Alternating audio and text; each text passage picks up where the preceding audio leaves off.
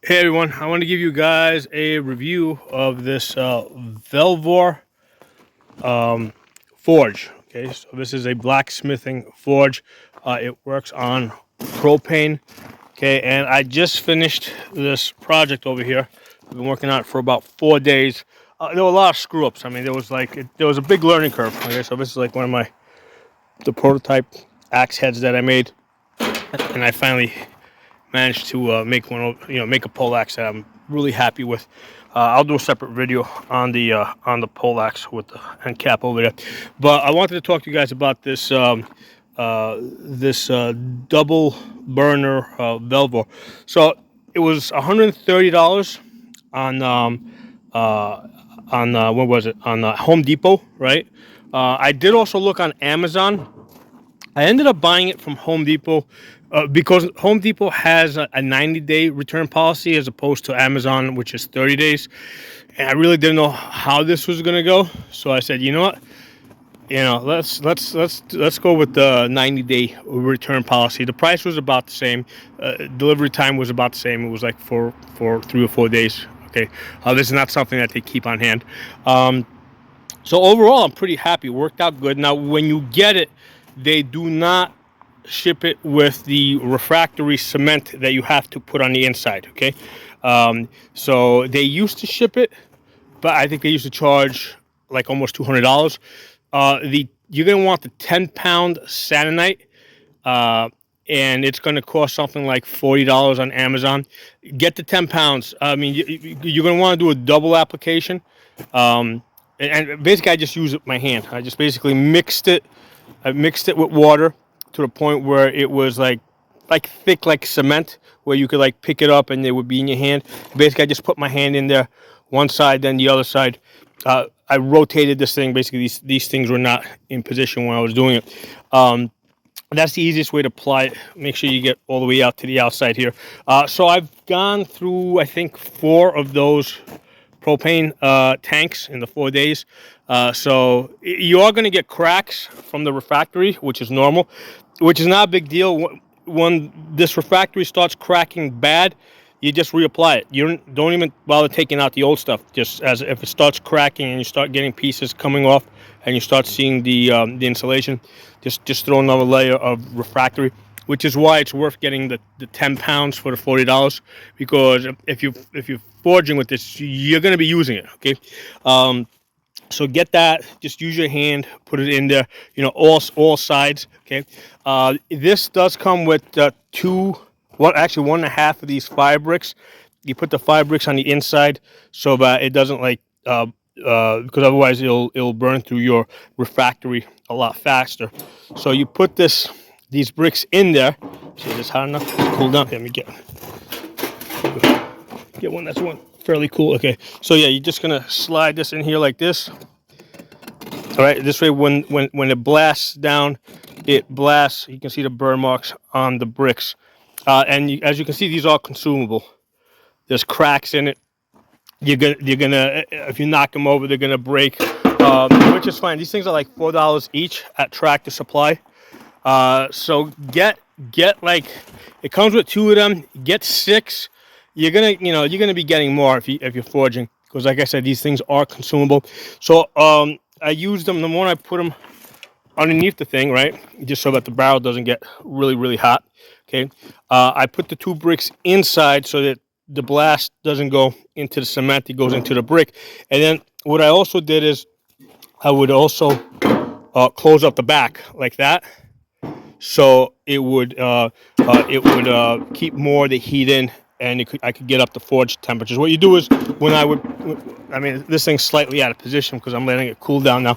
But what you want to do is when you want to put them side by side with about 2 inches in between. This way air can get in. And as far as your the vent hole, the air intakes up here, basically I set it for about halfway, and that seems to be working pretty good. Now, one of the things that I was also doing is like I would do it like this, so I could only use one, And what that would do is that would save on the gas. But if you're gonna do that, because now you got one burner, but you still got the same amount of airspace in there. So what you do is you just take another one of these refractory bricks and you just shove it in there, right? Or use the small pieces. You put it in there so you have less air space in there. There's less space, and there's less. Basically the fire is being diverted to the steel that you're working on. Okay, so that's a tip that I found, because most of the time, unless I was actually forge welding, I would only work with one, and I would just keep it like in this position like this, keep one valve closed, and I would keep the back not just bricked up, but also I would slide a brick in there to close the space off. So everything from here back was bricked off, and I was just working with this area right here. Okay, so that's how I did most of my. If I was just going to do some shaping, that's how it was working. If I wanted to forge weld, yeah, then I'd open up both of them. Now, when you are, like, let's say you're working, right? First of all, you don't want to leave it in there, right? Because let's say you're forge welding, you got both of them in there, and you close this, the heat's still going to rise up through here, and it'll end up burning your valve, or the different, because there's little components in there that are not meant to take rising heat, because normally the heat doesn't rise up because it's being pushed down by the gas. So that's why when I turn this off to forge weld, I'll just pick this up and I'll position it like this. Okay, and then when I'm done, right? So let's say I'm done forge welding, I'll shut it off. I'll shut it off over here at this point here, and then what I'll do is I'll just pull this out. Okay, again, so that I don't beat up on these valves. These valves aren't subjected to that high heat. Okay, so yeah, this thing worked out pretty good for the $130. But like I said, you gotta buy the refractory cement, so you gotta factor that in. That's $40. So it's like 100. Realistically, it's $190 to get started. Okay, you're gonna need blacksmithing tools.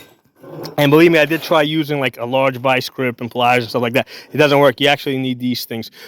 If you go to Amazon, they actually have I think the 3 of these, I forgot how much they were. It was like $50, I think, for the 3 of these. This one over here, I didn't really get to use a lot, but I did use this one a lot to hold the steel. And I did, this one I used a lot to manipulate the bricks, like to open and close it. This is a really good. So I'm actually going to put a screenshot of the Sanonite refractory that I bought with this. This way you know exactly what you're buying if you do this, and also a screenshot of this three set here. That came in, that worked out really good for me. And also the borax. Okay, borax. If you're gonna forge weld, what you do is you throw in a little of this borax, and what it does is, in order to really forge weld, you got to remove the oxygen, because the oxygen attaches to the metal and it basically corrodes it, and it interferes with your forge welding. So you you sprinkle a little borax on the piece that you're about to forge weld. So again, I also got that from Amazon. So I'm going to do a screenshot, give you guys a screenshot of those 3 accessories that I think you're going to want.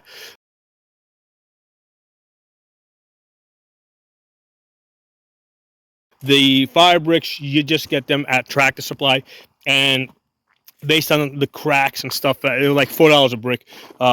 Based on the cracks and stuff that I'm seeing on this, I mean, this is something that's very consumable. I mean, you're gonna be going through these fire bricks if you're doing it. So like I did this now for like 4 days in a row, and you can see the condition of my fire bricks. So I gotta get more fire bricks. But I think I'm done with this for a while, because I just finished this, and like I said, 4 straight days in a row of hammering. That's my anvil set here. So what it is, I got one bucket. I placed one bucket on the ground, right? That's to give me height. And then I put my main bucket on top of the other bucket. Now, the reason why I had to put it on that bucket, because otherwise if I'm hammering, the hydraulic, basically this thing's going to be moving. So it actually has to be on something steady. So I put one bucket on top of the other bucket, and then I got like these 75-pound steel plates here, plus the railroad tracks that I was using to shape stuff. Okay, so there's basically like almost 500 pounds in steel here that I was essentially using as an anvil. So this is a really, if you got a tractor, you got something like this. This is a really good way to get started really quickly. Okay, so this Vevor double burner forge, yeah, I like it. The single burner ones, I believe they do use up less fuel. But the good thing about this is if you know how to close it off, like I did, like not just close up the back, but also reduce the space inside by putting bricks on the inside. So now you have the option, because at one point that like this piece over here, you can see how it's long. So I actually didn't need the full length of this. So, and I think they were the same price. So it just makes sense to get the larger one. Okay, so hope you guys enjoyed this video. Drop some comments. It helps push the algorithm, and I will talk to you all soon. What I did is I got these two pieces to match up evenly by playing around with hammering on one side and the other side to get the length exactly equal.